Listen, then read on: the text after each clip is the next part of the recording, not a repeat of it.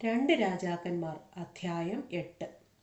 അനന്തരം എലീശ താൻ മകനെ ജീവിപ്പിച്ചു കൊടുത്തിരുന്ന സ്ത്രീയോട്, നീയും നിന്റെ ഭവനവും പുറപ്പെട്ട് എവിടെയെങ്കിലും പരദേശവാസം ചെയ്തുകൊള്ളുവിൻ.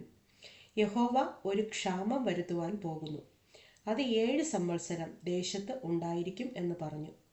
ആ സ്ത്രീ എഴുന്നേറ്റ് ദൈവപുരുഷൻ പറഞ്ഞതുപോലെ ചെയ്തു. അവളും ഭവനവും ഫെലിസ്ത്യ ദേശത്ത് പോയി 7 സംവത്സരം പരദേശവാസം ചെയ്തു. 7 സംവത്സരം കഴിഞ്ഞിട്ട് അവൾ ഫെലിസ്ത്യ ദേശത്തു നിന്ന് മടങ്ങി വന്നു. പിന്നെ അവൾ തൻ്റെ വീടും നിലവും സംബന്ധിച്ച് രാജാവിനോട് സങ്കടം ബോധിപ്പിപ്പാൻ ചെന്നു. അന്നേരം രാജാവ് ദൈവപുരുഷന്റെ ബാല്യക്കാരനായ ഗേഹസിയോട് സംസാരിക്കയിൽ എലീശ ചെയ്ത വൻകാര്യങ്ങളൊക്കെയും നീ എന്നോട് വിവരിച്ചു പറക എന്ന് കൽപ്പിച്ചു. മരിച്ചു പോയവനെ ജീവിപ്പിച്ച വിവരം അവൻ രാജാവിനെ കേൾപ്പിക്കുമ്പോൾ തന്നെ അവൻ മകനെ ജീവിപ്പിച്ചു കൊടുത്തിരുന്ന സ്ത്രീ വന്നു തൻ്റെ വീടും നിലവും സംബന്ധിച്ച് രാജാവിനോട് സങ്കടം ബോധിപ്പിച്ചു. അപ്പോൾ ഗേഹസി, യജമാനനായ രാജാവേ, ഇവൾ തന്നെ ആ സ്ത്രീ, എലീശ ജീവിപ്പിച്ചു കൊടുത്ത മകൻ ഇവൻ തന്നെ എന്ന് പറഞ്ഞു. രാജാവ് സ്ത്രീയോട് ചോദിച്ചപ്പോൾ അവളും അത് വിവരിച്ചു പറഞ്ഞു. രാജാവ് ഒരു ഉദ്യോഗസ്ഥനെ നിയമിച്ചു. അവൾക്കുണ്ടായിരുന്നതൊക്കെയും അവൾ ദേശം വിട്ടുപോയ നാൾ മുതൽ ഇതുവരെയുള്ള നിലത്തിന്റെ ആദായവും അവൾക്ക് കൊടുപ്പിക്കണം എന്ന് കൽപ്പിച്ചു. അനന്തരം എലീശ ദമ്മേശെക്കിൽ ചെന്ന്, അന്ന് അരാം രാജാവായ ബെൻഹദദ് ദീനം പിടിച്ച് കിടക്കയായിരുന്നു. ദൈവപുരുഷൻ വന്നിട്ടുണ്ട് എന്നവന് അറിവ് കിട്ടി. രാജാവ് ഹസായേലിനോട്, ഒരു സമ്മാനം എടുത്തുകൊണ്ട് ദൈവപുരുഷനെ ചെന്ന് കണ്ട് ഈ ദീനം മാറി എനിക്ക് സൗഖ്യം വരുമോ എന്ന് അവൻ മുഖാന്തരം യഹോവയോട് ചോദിക്ക എന്ന് പറഞ്ഞു. അങ്ങനെ ഹസായേൽ ദമ്മേശേക്കിലെ വിശേഷ വസ്തുക്കളിൽ നിന്നൊക്കെയും എടുത്ത് 40 ഒട്ടകച്ചുമടുമായി അവനെ ചെന്നു കണ്ട് അവന്റെ മുമ്പിൽ നിന്നു. നിന്റെ മകൻ അരാം രാജാവായ ബെൻഹദദ് എന്നെ നിന്റെ അടുക്കൽ അയച്ചു. ഈ ദീനം മാറി എനിക്ക് സൗഖ്യം വരുമോ എന്ന് ചോദിക്കുന്നു എന്ന് പറഞ്ഞു. അതിന് എലീശ, നീ ചെന്ന് അവനോട്, നിനക്ക് നിശ്ചയമായിട്ട് സൗഖ്യം വരും എന്ന് പറക. എന്നാൽ അവൻ നിശ്ചയമായി മരിച്ചു പോകുമെന്ന് യഹോവ എനിക്ക് വെളിപ്പെടുത്തി തന്നിരിക്കുന്നു എന്ന് പറഞ്ഞു. പിന്നെ അവന് ലജ്ജ തോന്നുവോളം അവൻ കണ്ണു പറിക്കാതെ അവനെ ഉറ്റുനോക്കി. ദൈവപുരുഷൻ കരഞ്ഞു. യജമാനൻ കരയുന്നത് എന്ത് എന്ന് ഹസായേൽ ചോദിച്ചതിന് അവൻ, നീ ഇസ്രായേൽ മക്കളോട് ചെയ്യുവാനിരിക്കുന്ന ദോഷം ഞാൻ അറിയുന്നത് കൊണ്ട് തന്നെ. നീ അവരുടെ ദുർഗങ്ങളെ തീയിട്ട് ചുടുകയും അവരുടെ യൗവനക്കാരെ വാൾ കൊണ്ട് കൊല്ലുകയും അവരുടെ കുഞ്ഞുങ്ങളെ അടിച്ചു തകർക്കുകയും അവരുടെ ഗർഭിണികളെ പിളർക്കുകയും ചെയ്യും എന്ന് പറഞ്ഞു.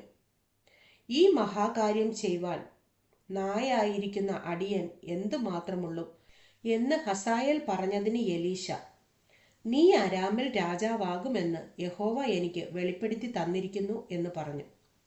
അവൻ എലീശയെ വിട്ട് പുറപ്പെട്ട് തൻ്റെ യജമാനന്റെ അടുക്കൽ വന്നപ്പോൾ, എലീശ നിന്നോട് എന്തു പറഞ്ഞു എന്ന് അവൻ ചോദിച്ചു. നിനക്ക് നിശ്ചയമായി സൗഖ്യം വരുമെന്ന് അവൻ എന്നോട് പറഞ്ഞു എന്ന് അവൻ ഉത്തരം പറഞ്ഞു. പിറ്റന്നാൾ അവൻ ഒരു കമ്പിളി എടുത്ത് വെള്ളത്തിൽ മുക്കി അവന്റെ മുഖത്തിട്ടു. അതിനാൽ അവൻ മരിച്ചുപോയി. ഹസായേൽ അവന് പകരം രാജാവായി തീർന്നു. ഇസ്രായേൽ രാജാവായ ആഹാബിന്റെ മകനായ യോരാമിന്റെ 5-ാം ആണ്ടിൽ യഹോശാഫാത്ത് യഹൂദയിൽ രാജാവായി ഇരിക്കുമ്പോൾ തന്നെ യഹൂദ രാജാവായ യഹോശാഫാത്തിന്റെ മകൻ യഹോരാം രാജാവായി. അവൻ വാഴ്ച തുടങ്ങിയപ്പോൾ അവന് 32 വയസ്സായിരുന്നു. അവൻ 8 സംവത്സരം യെരൂശലേമിൽ വാണു. ആഹാബിന്റെ മകൾ അവന് ഭാര്യയായിരുന്നത് കൊണ്ട് അവൻ ആഹാബിന്റെ ഗൃഹം ചെയ്തതുപോലെ ഇസ്രായേൽ രാജാക്കന്മാരുടെ വഴിയിൽ നടന്ന് യഹോവയ്ക്ക് അനിഷ്ടമായുള്ളത് ചെയ്തു. എങ്കിലും യഹോവ തൻ്റെ ദാസനായ ദാവീദിനോട് അവനും അവൻ്റെ മക്കൾക്കും എന്നേക്കും ഒരു ദീപം നൽകും എന്ന് വാഗ്ദാനം ചെയ്തിരുന്നത് കൊണ്ട് അവൻ്റെ നിമിത്തം യഹൂദായെ നശിപ്പിപ്പാൻ തനിക്ക് മനസ്സായില്ല. അവൻ്റെ കാലത്ത് എദോമ്യർ യഹൂദായുടെ മേലധികാരത്തോട് മത്സരിച്ച് തങ്ങൾക്കൊരു രാജാവിനെ വാഴിച്ചു. അപ്പോൾ യഹോരാം സകല രഥങ്ങളുമായി സായിരിലേക്ക് ചെന്നു. എന്നാൽ രാത്രിയിൽ അവൻ എഴുന്നേറ്റ് തന്നെ വളഞ്ഞിരുന്ന എദോമ്യരെയും രഥാനായകന്മാരെയും തോൽപ്പിച്ചു. ജനം തങ്ങളുടെ കൂടാരങ്ങളിലേക്ക് ഓടിപ്പോയി. അങ്ങനെ എദോമ്യർ യഹൂദായുടെ മേലധികാരത്തോട് ഇന്ന് വരെ മത്സരിച്ചു നിൽക്കുന്നു. ആ കാലത്ത് തന്നെ ലിബ്നയും മത്സരിച്ചു. യഹോരാമിന്റെ മറ്റുള്ള വൃത്താന്തങ്ങളും അവൻ ചെയ്തതൊക്കെയും യഹൂദ രാജാക്കന്മാരുടെ വൃത്താന്ത പുസ്തകത്തിൽ എഴുതിയിരിക്കുന്നുവല്ലോ. യഹോരാം തൻ്റെ പിതാക്കന്മാരെ പോലെ നിദ്ര പ്രാപിച്ചു. അവൻ്റെ പിതാക്കന്മാരോട് കൂടെ ദാവീദിന്റെ നഗരത്തിൽ അവനെ അടക്കം ചെയ്തു. അവൻ്റെ മകനായ അഹസ്യാവ് അവന് പകരം രാജാവായി. ഇസ്രായേൽ രാജാവായ ആഹാബിന്റെ മകൻ യോരാമിന്റെ 12-ാം ആണ്ടിൽ യഹൂദ രാജാവായ യഹോരാമിന്റെ മകൻ അഹസ്യാവ് രാജാവായി. അഹസ്യാവ് വാഴ്ച തുടങ്ങിയപ്പോൾ അവന് 22 വയസ്സായിരുന്നു. അവൻ 1 സംവത്സരം യെരൂശലേമിൽ വാണു. അവൻ്റെ അമ്മയ്ക്ക് അഥല്യ എന്നു പേർ. അവൾ ഇസ്രായേൽ രാജാവായ ഒമ്രിയുടെ പൗത്രിയായിരുന്നു. അവൻ ആഹാബ് ഗൃഹത്തിന്റെ വഴിയിൽ നടന്ന് ആഹാബ് ഗൃഹം ചെയ്തതുപോലെ യഹോവയ്ക്ക് അനിഷ്ടമായുള്ളത് ചെയ്തു. അവൻ ആഹാബിന്റെ ഗൃഹത്തോട് സംബന്ധമുള്ളവൻ ആയിരുന്നുവല്ലോ. അവൻ ആഹാബിന്റെ മകനായ യോരാമിനോട് കൂടെ ഗിലെയാദിലെ രാമോത്തിലേക്ക് അരാം രാജാവായ ഹസായേലിനോട് യുദ്ധം ചെയ്യുവാൻ പോയി.